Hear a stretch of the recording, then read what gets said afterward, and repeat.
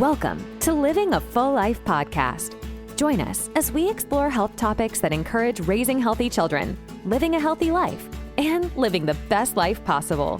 Now, here's your host.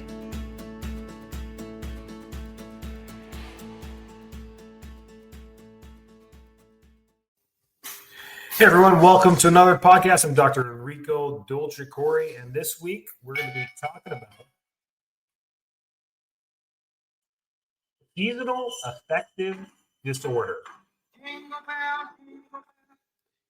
It's that time of the year. There's flu season, there's health season. You may or may not have heard of Seasonal Affective Disorder, SAD. It's a rare one that's diagnosed, and it's just more of those blanket diagnoses that sometimes are given to patients. It's one of those I don't like, but it is a real thing too. And we typically blame northern climates for this with the change in temperature, the cooler temperature, the darker days. Down here closer to the equator, we're in Florida, we don't get much of that change, but yeah, the days do get shorter and it does get cooler. And these changes in climate can really affect your mood more than anything. So some things to think about as winter comes along. If you notice, mood swings, lethargy, being tired, increase in appetite, especially going for the carbohydrates, and just withdrawing yourself from social activities, those are the blanket type symptoms of seasonal affective disorder. So if you've got any of those, you might want to listen up to this and some of the things that we can do for it. It's a real thing. It's a change in the season.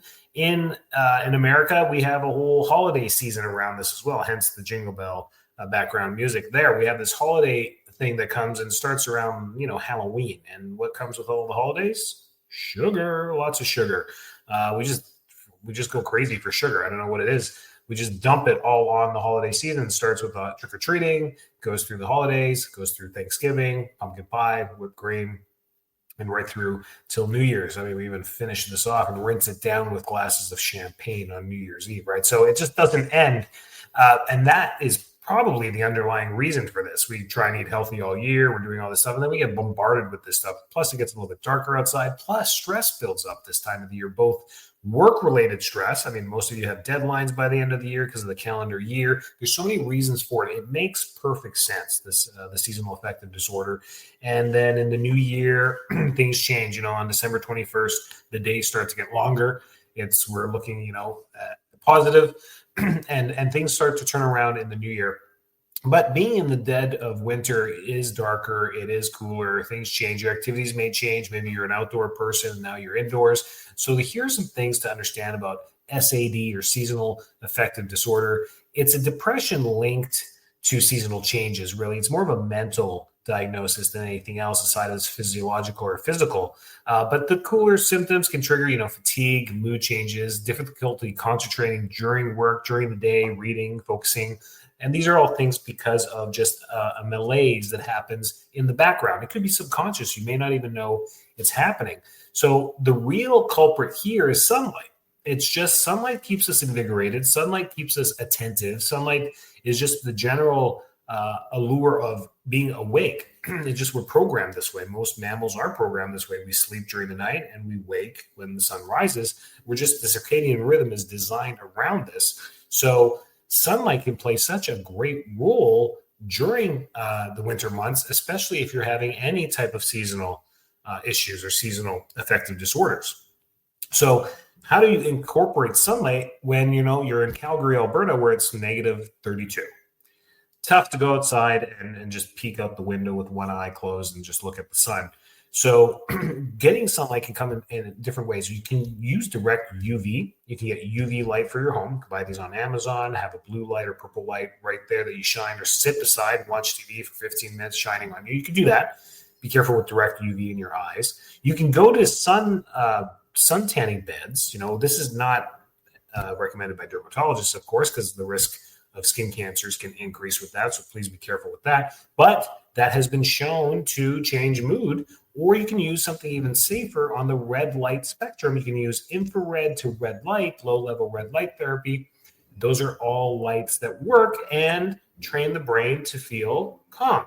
So it can help with a lot of the affective disorders that come through that. We can also try melatonin during winter months to help help fortify sleep patterns and contribute to helping with the depression a little bit as well if we're feeling depressed during these times. And all of those symptoms that I listed prior of fatigue, melancholy, and this type of, are all depressive symptoms. So it doesn't mean that you are depressed. It just means that we're leaning towards that. We can do some things to invigorate our our soul a little bit there. Those things can help.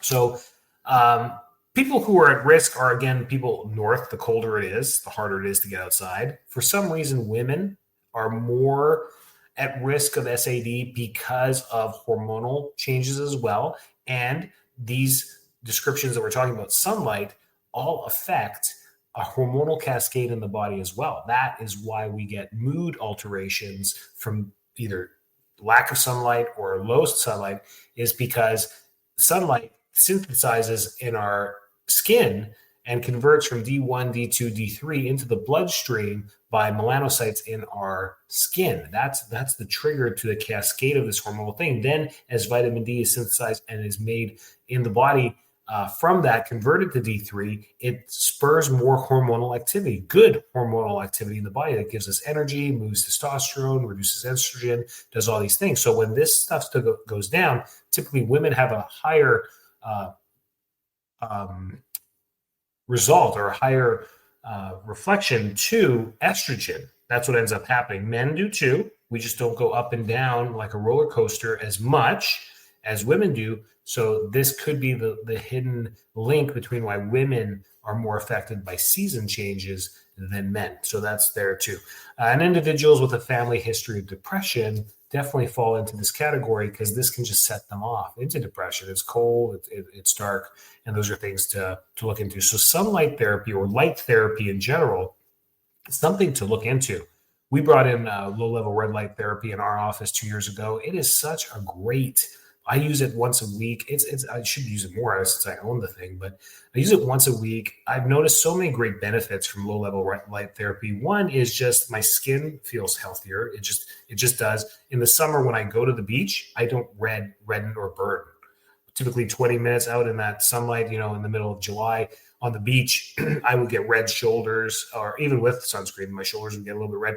I got no burns this year at all, but I also respect the sun when I'm out there. I'm out there for 3 hours straight with no sunscreen. So, but my normal living changed. I didn't get any redness, got no sunburns this year.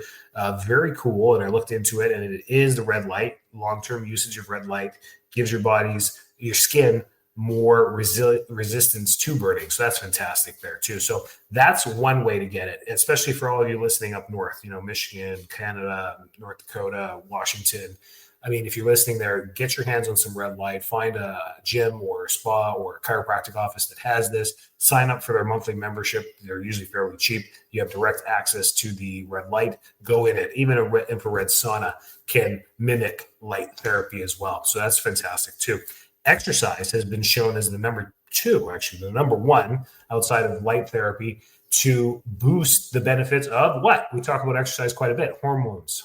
So when we get all those feel-good hormones from exercise, they counteract the negative trends, and they actually suppress the negative trends of negative hormone results from mood disorders as well.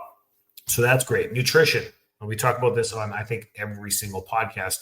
Nutrition plays such a big role, especially in the winter. One, I think, to counteract all the sugar. We have to minimize the sugar intake. You want to minimize, even eliminate sugar intake all the time. Sugar is the most addictive substance created. Sugar is not what it used to be back then. In order to get your hands on sugar, you'd have to eat fruit, or you'd have to dry fruit and get the tart dried fruit, or make it into jam or jelly, the old-fashioned way to get more concentration of sugar in a lower density. So grapes, you'd have to ferment grapes and get wine. That's how you got sweet things. I remember my grandma baking things, figs, plums, dried plums. These are the things you added to the baking to make it sweeter. There was no white sugar that you just put into stuff. Honey, maple syrup.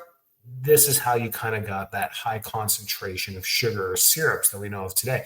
The new stuff that we've created is just candy on overload. It's just sugar on overload. The concentration, like high fructose corn syrup, whatever devil developed that stuff, has ruined the health of generations of people. High fructose corn syrup has such a high concentration of sugar in it that you would never be able to consume that in a day, yet alone in a spoonful or in cookies that you would eat. So we've never been exposed to this much sugar. And what it does is it just wreaks havoc on the brain and the endocrine system. That's why. So the rule is eliminate it. It's so good though, isn't it? Sugar is so great. I love sugar. Everyone loves sugar. Don't admit it. You love sugar. Everyone loves sugar. But we have to minimize it. We have to minimize it or get it from as good sources as we can. Cane sugar, like I said, honey, maple syrup, just from organic, natural sources is the best. Once you get into the synthetic syrups that we put on pancakes, let's talk about breakfast for a second. This is insane, the American breakfast. So you're going to make cake, and you're not going to put yeast in it. So you're going to make it flat, and you're going to pretend, and you're going to call it a pancake. And you're going to say, this is great for breakfast. So you're literally eating cake. That's what you're doing. I mean, let's make cake. We're going to make cake. We're going to flip it. We're going to put it on a plate. We're going to do like 3 or 4 of these, 5, 7, 9 pancakes on a plate. Then we're going to take high fructose corn syrup. We're going to take syrup. You guys call it syrup. At least in Canada, we use maple syrup. Take the syrup. Now you're going to pour syrup on top of this. So you got sugar. You made sugar. You're putting high concentrated sugar on top of sugar. And then you pop a strawberry on there or a couple of blueberries, and you're like, oh, look, healthy breakfast. It's insane. It's maddening. If you don't see this, if you don't see what they've done to make these normal, it's crazy. It's like selling crack to children. It's like, literally like if somebody stopped your children on the street and gave them a white bag. So here, kid, give me some money for that. You would lose your mind. Wouldn't you? Like this would just be frowned upon, but pancake breakfasts are perfectly fine. It's just, okay, that's my tangent for this podcast. Anyways, nutrition, be careful with the sugar. We need to add things that are rich in omega-3s, B vitamins, and antioxidants during the winter months. We want to be a little bit more thoughtful when it comes to antioxidants during these months. They offset the dark days. They offset endocrine changes or hormonal changes in the body. Antioxidants keep our hormones working well because free radicals really like to cause havoc to our hormone systems, especially estrogen, progesterone, testosterone. They like to really mix and mingle with all those, and that's what can give us those mood swings and lethargy, fatigue. Then we want to follow mindful practices. This is being mindful, just listening to this podcast and saying, oh yeah, I am feeling a little tired. It is the change of weather. It is the cooler temperatures. It is just being mindful, journaling how you feel, and just making time to spend more time outdoors if you can. So once the temperature in the forecast starts to warm up and you see, Friday is going to be warmer, making time, say, I'm going to go spend 2 hours outside and go do something, go for a walk, take the dog out longer, take the dogs to the dog park, do something outside which keeps you outside a little bit longer. Maybe, undo the first 2 buttons on your jacket so you're open and exposed to more direct sunlight. And that's just great little tips to help you with that. And then professional help. If you feel like this is a little bit more than seasonal affective disorder and you feel like it is tipping onto, depression, definitely seek out some mental health help. Psychiatrists, psychologists, mental health counselors. I'm big fans of all of them. They're here to help you. They're here to help you talk through things. Things don't have to end up with medications for sure. So SAD is completely manageable. This podcast, I hope if it reaches you and you're like, man, that's perfect. It's good to know that I'm feeling a little bit down and it's for a reason. I'm just going to watch my sugar intake, make sure I get a good night's sleep, and just get outside on the warmer days. I think this podcast was a home run for those of you. If you're seeing other people, your family members feeling lethargic or tired, give them this podcast or share this information with them. Tell them, hey, you know what? Or just get some more time outside for them. Do it for them and get them out there. You'll help them out quite a bit. And like I said, December 21st, the days start to get longer. So things to look forward to this time of the year. I'm thankful for all the listeners. Have a fantastic holiday season. We're going to keep dropping the podcast every week. Christmas Eve, New Year's Eve, they're all out. They're going to be out there. So you can keep listening. Have a happy and healthy holiday season. Stay well. Take care of yourselves. And see you next week. Thanks so much for tuning into this episode of Living a Full Life podcast.